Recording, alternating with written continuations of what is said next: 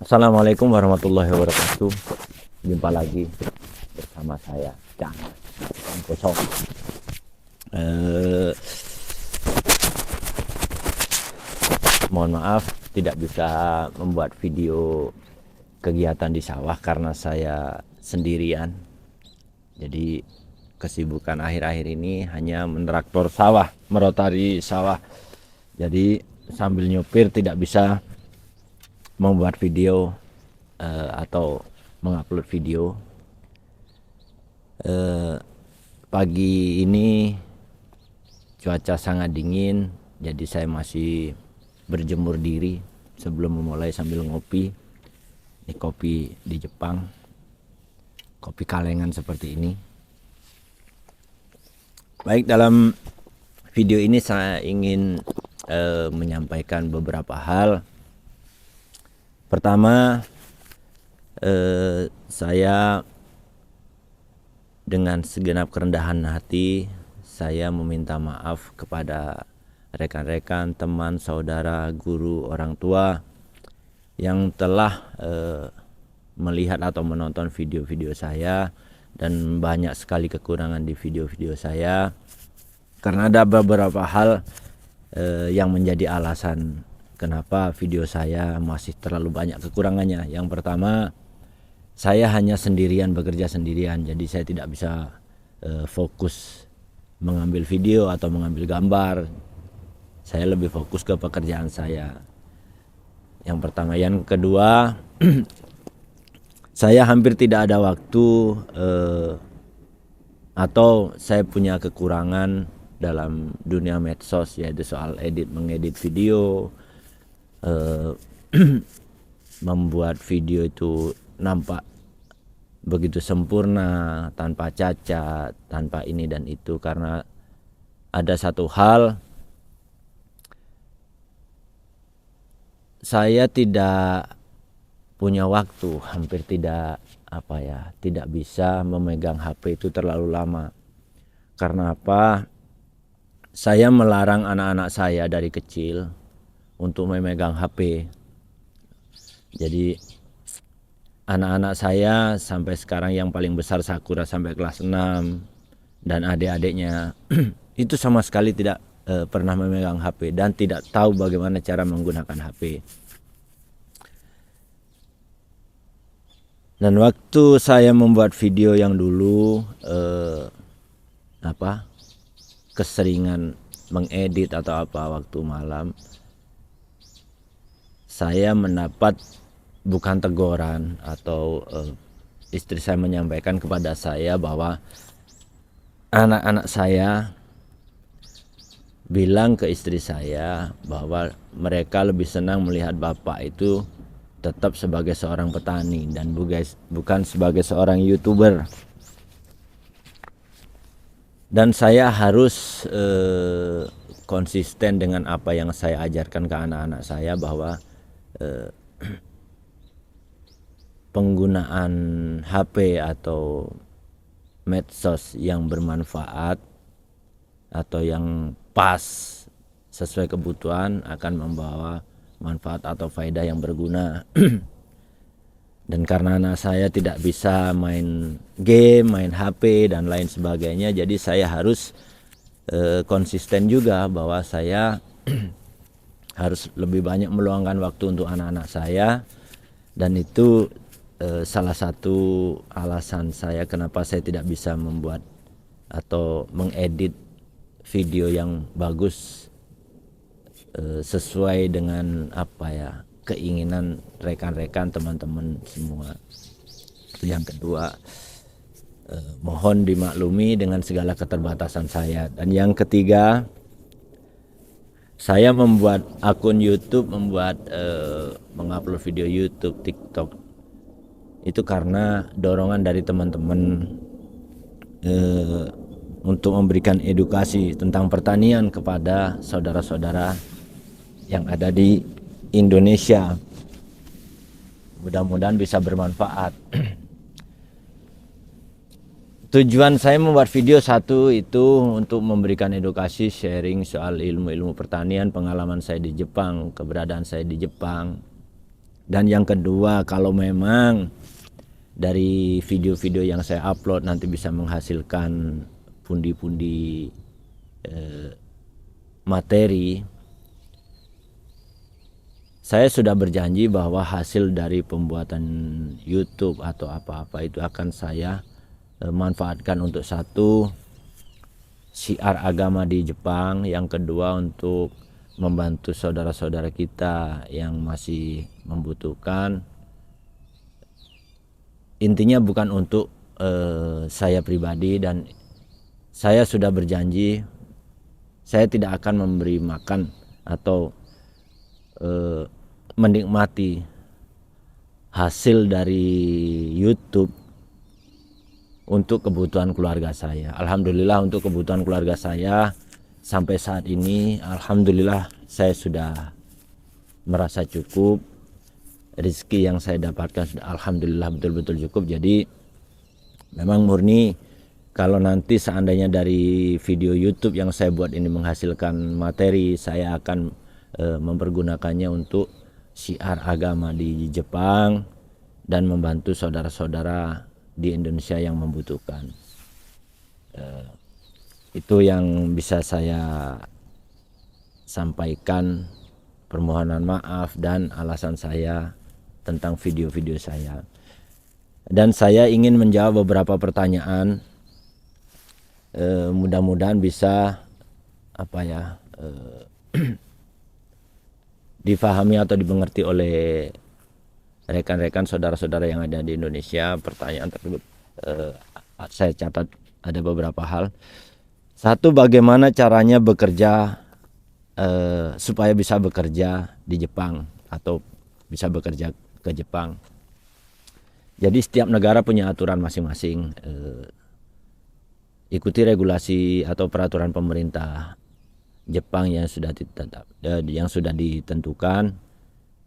Bisa melalui kalau di Indonesia LPK atau tempat-tempat pelatihan kerja yang memang legalitasnya bisa dipertanggungjawabkan dan bisa menyalurkan kita betul-betul bisa mendapatkan pekerjaan di Jepang dan bisa diterima oleh perusahaan-perusahaan di Jepang. Jadi bagaimana caranya, kalau dipertanyakan adalah mengikuti regulasi atau peraturan yang sudah ada di Jepang gitu. Mohon maaf sedikit terpotong. Dan yang kedua, pertanyaan yang kedua, apakah di tempat Cak Anas membuka lowongan pekerjaan? Mohon maaf, beribu maaf, di tempat kerja saya atau di tempat saya, pekerjaan saya itu sudah terstruktur atau sudah terjadwal semua.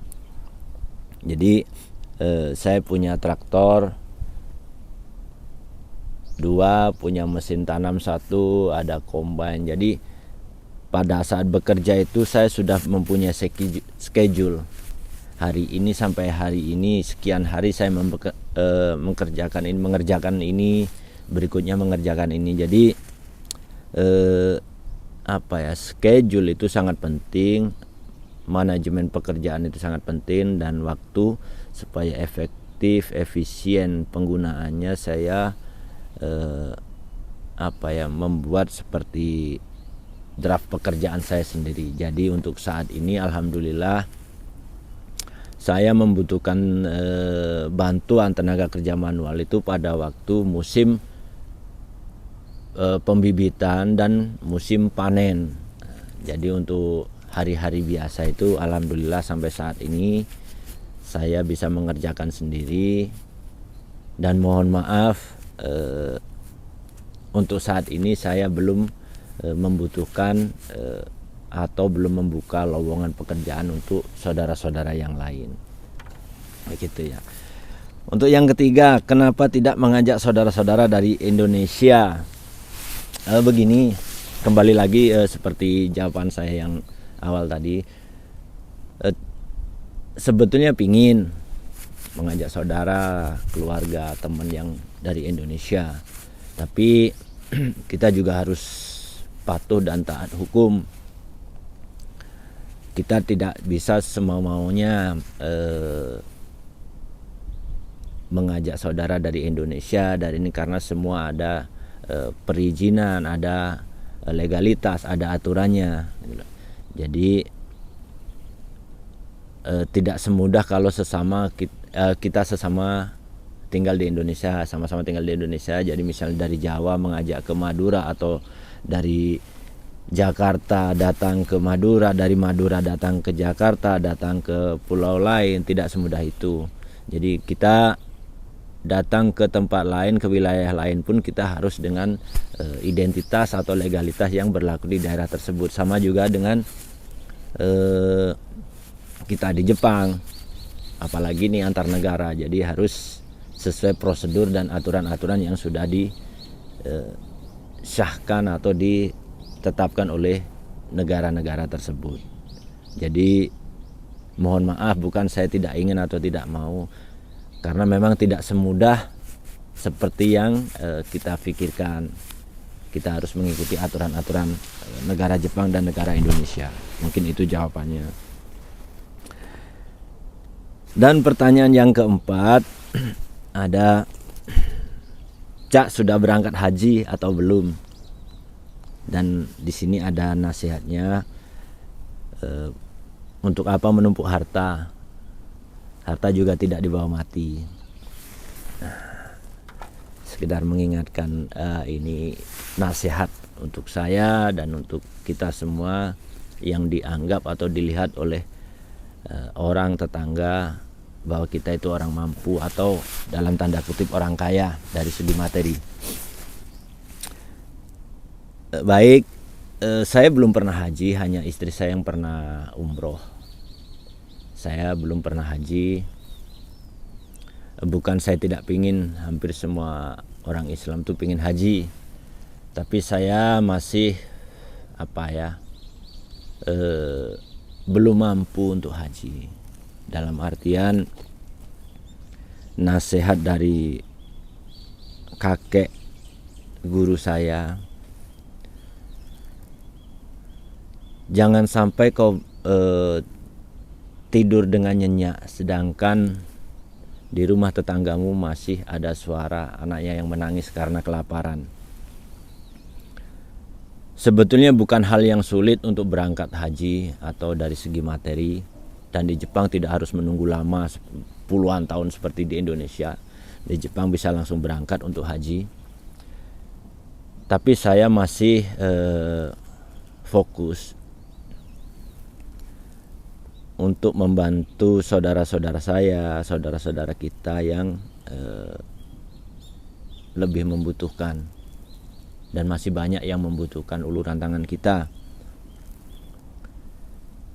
Saya masih fokus di syariat Islam, rukun Islam yang ketiga. Dan mohon doanya, mudah-mudahan suatu saat Allah menghendaki saya untuk berangkat haji dan meridhoi, merahmati saya untuk berangkat haji. Jadi bukan saya tidak mau, bukan tidak mampu dari segi niatan, tapi saya belum mampu dari segi materi. Karena materi atau apa yang saya miliki masih saya fokuskan untuk kebutuhan atau kepentingan saudara-saudara kita yang lain. Mungkin itu jawaban saya. Kalau dibilang harta tidak dibawa mati, yang kita bawa mati amal ibadah kita. Harta yang ada di dunia ini memang tidak bisa dibawa mati, segala dalam bentuk nyata. Saya ingin membawa mati harta-harta saya itu dengan cara bersedekah, beribadah. Kalaupun memang dengan menggunakan harta-harta saya membantu saudara saya, membantu orang lain, dan saya sampai tidak bisa berangkat haji, saya ikhlas, saya rela kok. Semua kan sudah jadi kehendak Allah. Jadi saya tidak menyesal seandainya saya tidak bisa berangkat haji. karena materi yang saya punya habis atau saya menggunakan untuk kebutuhan membantu saudara-saudara saya, insya Allah saya ikhlas.